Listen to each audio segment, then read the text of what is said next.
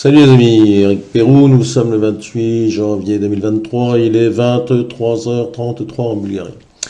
Très rapidement, en surfant un petit peu sur mes anciens vieux messages pour faire un peu du tri, je suis retombé sur un avertissement qui m'avait été donné par YouTube sur une vidéo, donc il avait fait supprimer et qui m'avait valu d'ailleurs un avertissement. Et puis, je vais voir les conditions de cet avertissement. Et puis, je me dis, dans le fond, c'était pas mérité, parce que ils expliquaient que, soi-disant, il y avait des messages qui allaient contre la doxa, si vous voulez, concernant la pseudo-pandémie, etc. Donc, j'ai envoyé un message à YouTube en disant, écoutez, je conteste, donc bien après, puisque ce message datait du 17 août 2021. Et j'ai fait ça tout à l'heure. Mais là, je leur dis, vous savez, effectivement, je peux entendre que à cette date-là, la doxa allait dans le sens de la vérité, soi-disant, sur la pandémie, sur les actions à mener, etc. Mais vous voyez bien que quand même, tout a changé.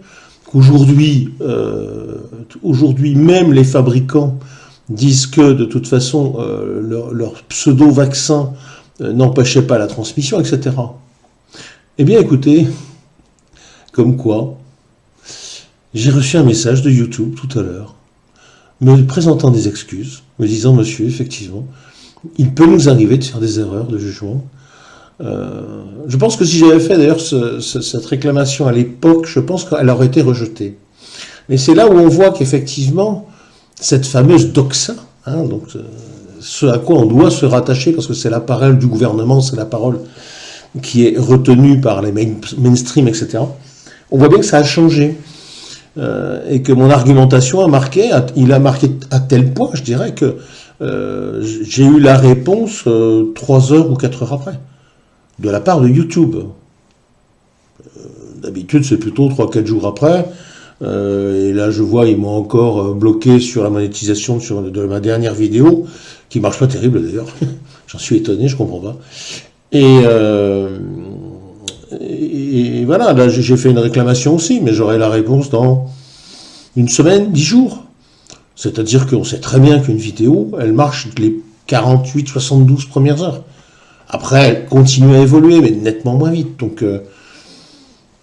Donc finalement, c'est pas toujours très clean. Bon, donc là, franchement, bravo YouTube d'avoir été capable de faire votre mea culpa, de présenter des excuses en plus, donc c'est d'autant plus fort. Donc ce que je vous propose, c'est de vous remettre cette vidéo. Donc comprenez bien que cette vidéo date du 17 août 2021. C'était un courrier, alors que Stan était en prison. Il avait réussi à faire sortir, je ne dirais comment, un courrier, c'était 4 ou 5 feuillets, je crois, où il explique, vous allez l'entendre, où il explique ce qui s'est passé. Je vous le remets parce que, pour vous montrer qu'on n'est pas les pantouflards de la résistance. On bosse quand même. On fait des choses, on soutient, on accueille même des fois, effectivement, des gens qui sont dans la merde, etc. Donc, voilà, pour faire taire peut-être un peu ces gens qui sont le cul dans leur fauteuil toute l'année, et puis qui considèrent qu'on est des résistants en carton. Alors, on n'est pas des grands résistants, faut pas non plus rêver, mais on essaye de faire au moins un petit peu le boulot. Voilà, donc je vous mets cette vidéo-là, je vous dis, vous verrez, c'est une amie... Nana qui avait lu ça à l'époque. Il y a même, vous verrez à la fin, une intervention de Lolo à l'époque. Enfin, à l'époque, il y a 1 an et demi. Mais ça passe, c'est de la folie, quoi. Voilà, et sachez encore une fois, même si ça ne plaît pas, que nous sommes encore en soutien de Stan Mayo et de Jeannette. Voilà. Même si ça ne plaît pas. Mais je vois que les mentalités évoluent et qu'on commence à se rendre compte qu'avec les quelques dossiers qui viennent de sortir, alors j'ai plus son nom, à cette ancienne militaire là, qui vient d'être condamnée à 2 ans et demi de prison pour avoir finalement sauvegardé sa fille pendant 11 ans planquée en Suisse. À l'époque, Stan avait effectivement un interviewé, on va dire, la gamine, hein, à l'époque, il y a 11 ans de ça. Et on s'aperçoit maintenant que, grâce à Scarl Zero d'ailleurs, qui m'a appris des trucs, que il y a eu des rebondissements sur ce dossier-là, et que le jour qui a précédé le jugement définitif, ce qui est fou d'ailleurs, c'est que la Cour a reçu effectivement un courrier nominal d'une dame qui expliquait qu'effectivement elle avait subi, elle est la fille d'un ancien ami du père de la gamine, et qu'elle avait elle-même subi des tentatives d'agression sexuelle. Voilà, comme quoi Stan, il y a 11 ans, avait eu raison de défendre cette femme, et cette femme a eu raison, effectivement, de protéger sa fille. Et elle a fait preuve d'un courage extraordinaire, parce que officier dans l'armée, elle s'est retrouvée à faire des ménages, etc., pendant 11 ans pour donner la meilleure éducation possible à sa fille.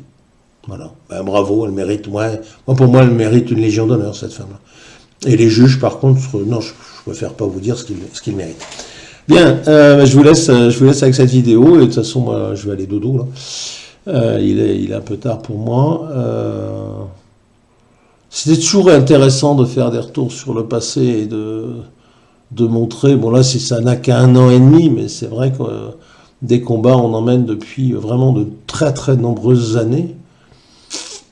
Et c'est vrai que de temps en temps, vous le savez, vous me connaissez, je suis un garçon, bien que si j'ai même en ayant une gueule de tueur, je suis un garçon hypersensible. Et d'ailleurs, si j'avais pas cette sensibilité-là, je ne ferais pas partie de ce combat-là. Je dirais, je m'en fous, je suis le truc, et puis ça va très bien. Voilà. Allez, je vous embrasse, je vous aime, à plus, ciao ciao.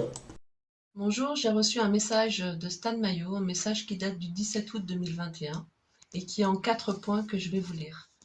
Petit 1, de nouveau otage du terrorisme d'État. Le vendredi 13 août 2021, à 6 h du matin, le GIGN lançait un assaut au domicile de Véronique Tizy, vers Saint-Étienne. C'est moi qui ai été visée par cet assaut. Je ne sais pas qui a informé la brigade de recherche de Vichy sur mes traces depuis ma fameuse opération chocolat des fêtes de fin d'année 2020 et de début d'année 2021, du fait que je venais de faire un arrêt chez cette chère amie afin de m'y reposer une nuit avec Jeannette. Véronique Tizy, qui est aussi la présidente de l'association OJS, Organisation Jeannette et Stan, dans le cadre du combat contre la pédocriminalité de réseau, a eu sa porte d'entrée réduite en miettes et a subi la rafle de tous ses appareils de type ordinateur ou téléphone portable. Son amie May, handicapée sévère, qui vit chez elle, dut subir aussi ce réveil en sursaut, braquée par des psychopathes hurlant comme des cochons sauvages avec leurs fusils d'assaut.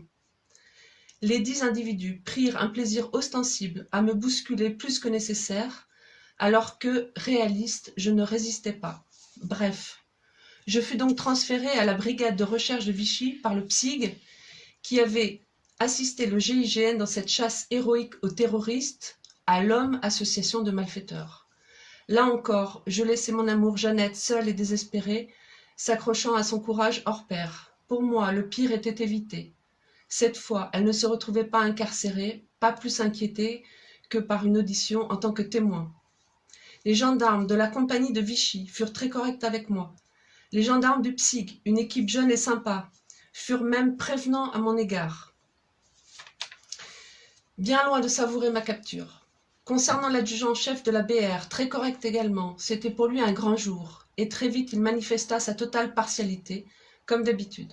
Cet enquêteur n'était pas chargé d'apporter la manifestation de la vérité, mais de mettre en forme ma culpabilité écrasante. Là, de nouveau, il s'agit d'association de malfaiteurs dans le cadre d'une infraction punissable de 10 ans d'emprisonnement. Plus précisément, c'est le CNT de France qui est désigné comme étant cette association de malfaiteurs. Et mon implication est relative à mon bref passage au CNT l'hiver dernier avec la fameuse opération Chocolat. Pour rappel, je sortais le 30 novembre dernier de ma dernière incarcération provoquée par mes efforts pour dénoncer la protection institutionnelle de la pédocriminalité, mais handicapée par 3 ans de mise à l'épreuve et 2 ans de sursis. Quelques jours après ma sortie de la prison de Poitiers-Vivonne, j'acceptais le rendez-vous en visioconférence privée proposé par Éric Fioril. j'avais été informée de son programme pour le 18 décembre 2020, qui consistait à organiser une vaste convergence de divers mouvements, dont les forains sur Paris. Étant très opposée aux manifs de façon générale, je redoutais terriblement que son initiative ne provoque de graves débordements, voire ne déclenche carrément une guerre civile. C'est donc à commencer pour tenter de faire annuler cet événement sous cette forme si dangereuse que j'ai sur le champ accepté la surprenante proposition d'Éric Fiorilde, à savoir prendre la charge des opérations de terrain du CNT et la direction de la Néopole. J'eus immédiatement carte blanche pour réorienter les actions de terrain et pour commencer celle prévue pour le 18 décembre vers mon vieux concept de communication citoyenne avec les forces de l'ordre à l'occasion des fêtes, l'opération Chocolat. Le 18 décembre, j'évitais le pire, faisant annuler la grande convergence in extremis. Confirmation m'avait été apportée que de très importantes troupes de divers corps constitués attendaient de pied ferme tout ce petit monde. Jusqu'au 8 janvier 2021, mon opération Chocolat battit son plein, occupant les forces vives du CNT d'Éric Fiorilde. Il y avait d'excellentes remontées de terrain quant à l'accueil fait, surtout par les gendarmes, aux braves gens venant leur souhaiter leurs meilleurs vœux. Les échanges étaient souvent très engageants, offrant un réel espoir qu'en cette période si cruciale et grave, le peuple obtienne une prise de conscience assez générale quant à notre réelle situation collective de la part de ses forces publiques. Les événements organisés par l'État terroriste macronien allaient bientôt tous nous écraser, jusqu'à la fameuse obligation vaccinale que les plus conscients voyaient venir, malgré les mensonges du premier traître à la nation. Hélas, Delphine Combes, sorte de président de substitution ou de paille, nommé en cas de coup dur par Fiorilde, me planta du jour au lendemain avec mon opération Chocolat, à la date du 8 janvier 2021. Nous avons encore 3 semaines devant nous, jusqu'au 31 janvier, pour tenter de provoquer le miracle d'un basculement des forces de l'ordre dans le camp de la vérité, de l'honneur et du courage. Les troupes du CNT, galvanisées par des résultats de plus en plus visibles, allaient mettre les bouchées doubles sur la dernière ligne droite.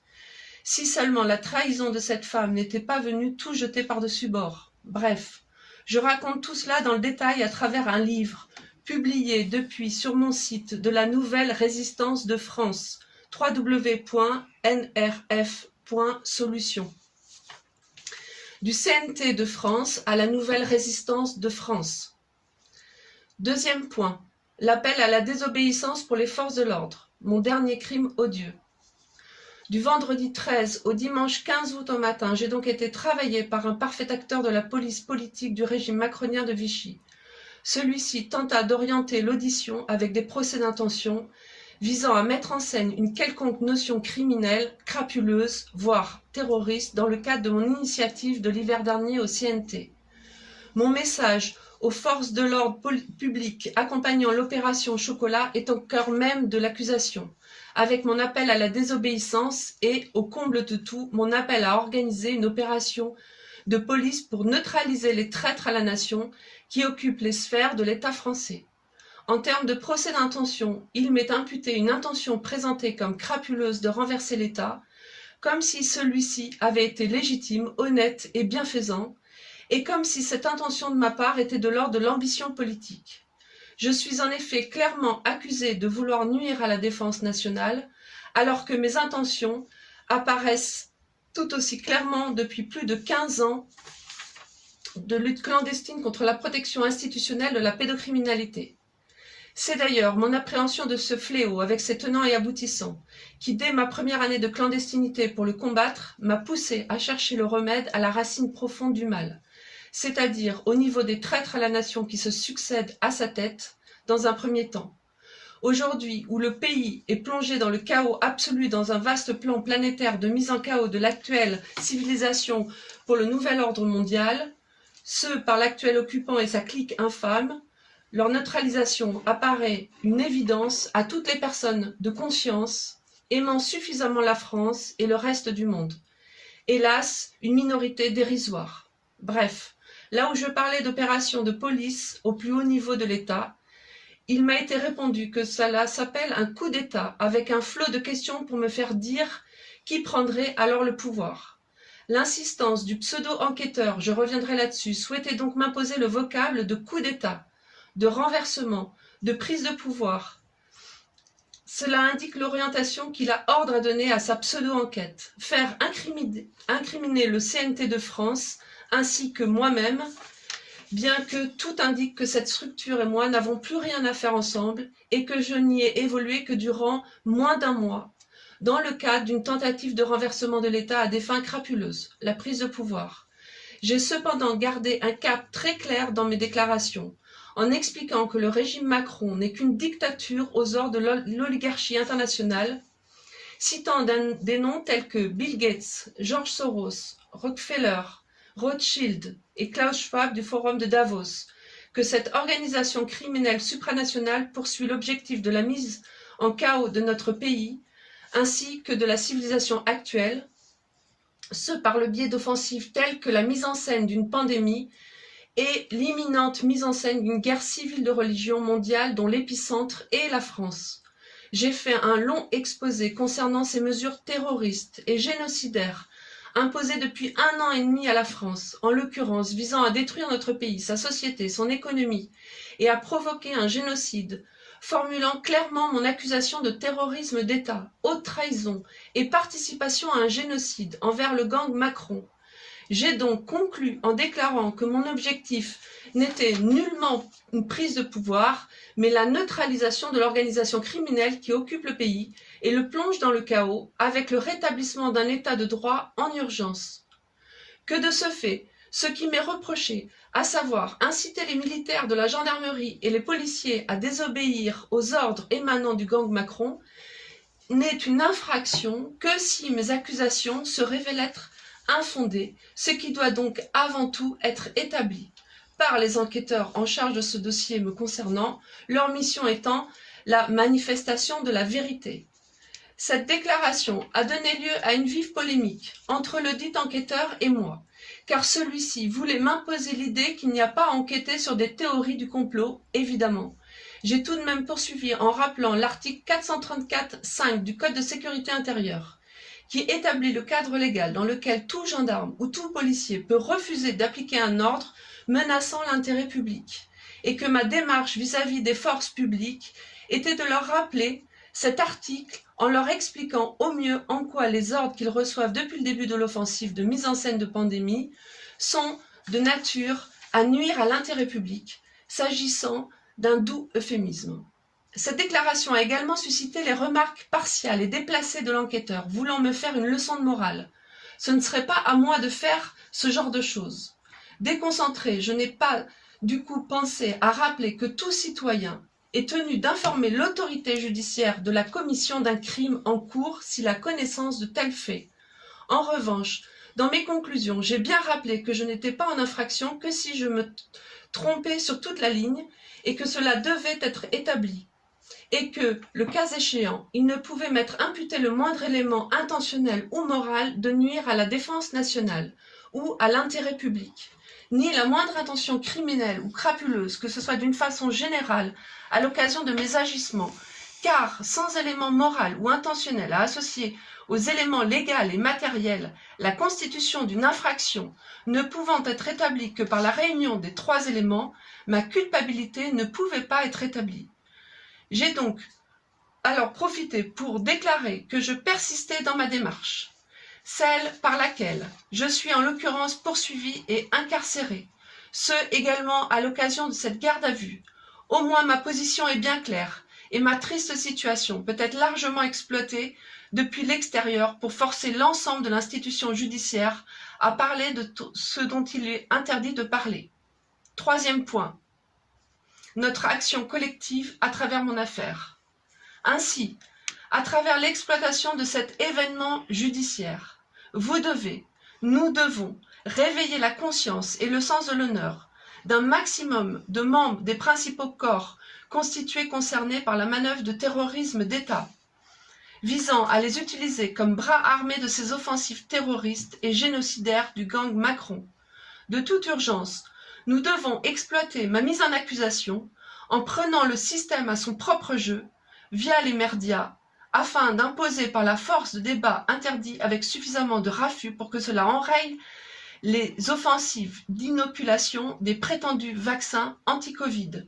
Nous devons ainsi intervenir dans l'imminente prise de position de chefs militaires par rapport à l'obligation vaccinale, vu que ceux-ci sont mis sous pression par l'occupant afin de faire passer dans l'armée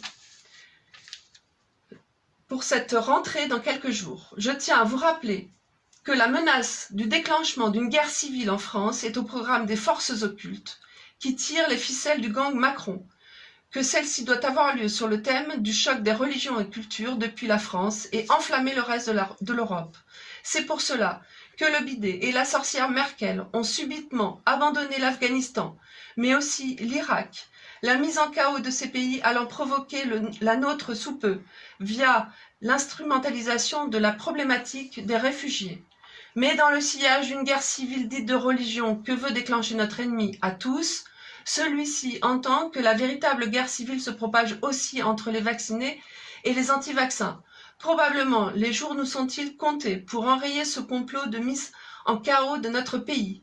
Lorsque l'ennemi intérieur aura déclenché de façon effective cette phase de notre mise en chaos, les forces dites publiques et notre armée se resserreront par réflexe conditionné autour de l'occupant, leurs armes pointées contre nous tous.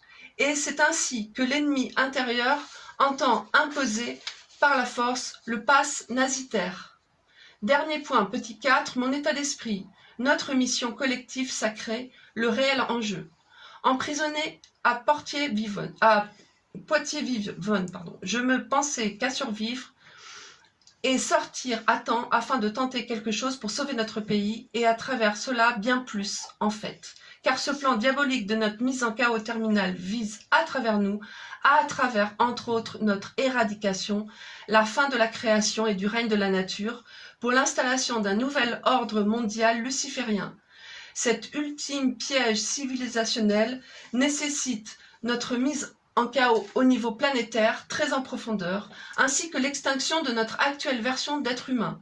Nous devrions être remplacés via la procréation artificielle par des générations de sous-produits humains artificialisés issus des révolutions du genre et transhumanistes. Bref, le plus parfait des bétails. L'appréhension que j'ai des tenants et aboutissants de tout ce que nous subissons, ainsi que du réel enjeu qu'il y a, m'a mis au service de cet ultime combat du bien contre le mal. Tout est là. Ce qui peut donc m'arriver est absolument secondaire, et j'estime que ce retour dans l'enfer carcéral, entre les griffes de la bête, est sans doute ce qui m'offre la meilleure façon d'être utile dans ce combat. À ce sujet, j'ai fini par identifier la nature de cette merveilleuse protection dont j'ai jusqu'au 13 août pu bénéficier en échappant de nouveau en quelques jours à un contrôle appuyé de la BAC de Paris, puis à une énième traque en règle depuis un contrôle de gendarmerie sur une barrière de péage en sortie de Paris.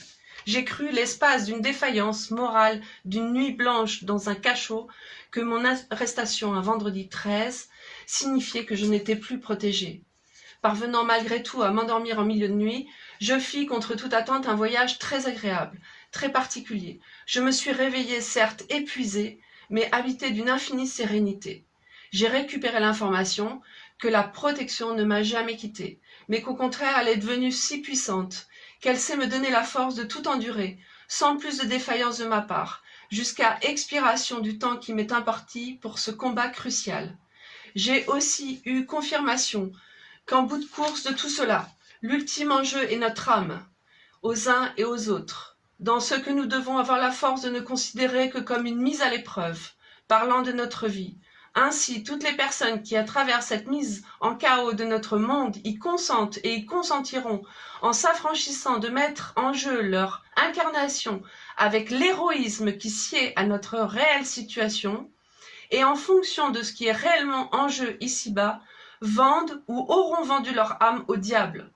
Peu importe que l'on se cache derrière la justification de ne pas avoir saisi la réalité du grand complot terminal en cours, de ne pas avoir su, qui revient en fait à ne pas vouloir savoir par pure lâcheté.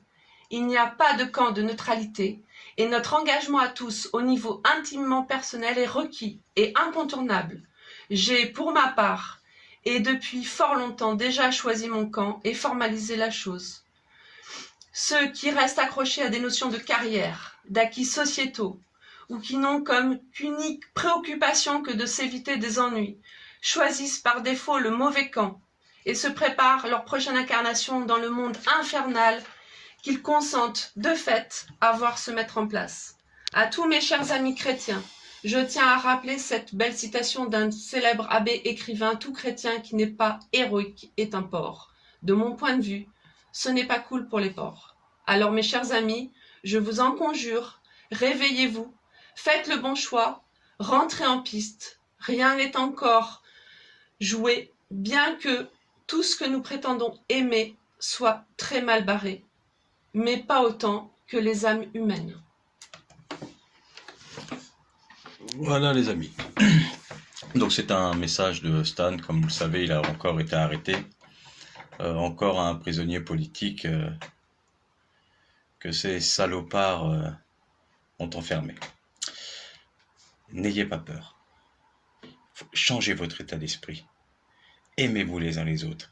Arrêtez de vous agresser, arrêtez de vous attaquer, ça n'a aucun sens. Nous avons un seul ennemi, et il est en face de nous. Stan, en tout cas, on est avec toi, on ne te laissera pas tomber. Ce combat que tu mènes avec ta petite femme depuis, on compte même plus les années, que tous ceux qui, si vous aviez fait tous autant que vous êtes, et moi pareil, si on avait tous fait 1/10 de ce qu'ils ont fait, franchement, on n'en serait pas là. Et si vous avez un petit peu de conscience, rejoignez-nous dans le combat, mais ne nous attaquez pas. Ça n'a pas de sens non plus, parce que au final, moi je vais vous dire quelque chose, vous ne pouvez pas nous atteindre. Nous sommes beaucoup plus forts que vous. Allez les amis, je vous laisse. Soyez forts, soyez heureux, et surtout, soyez positifs. Tout dans la paix et l'amour. Stan, on te voit bientôt.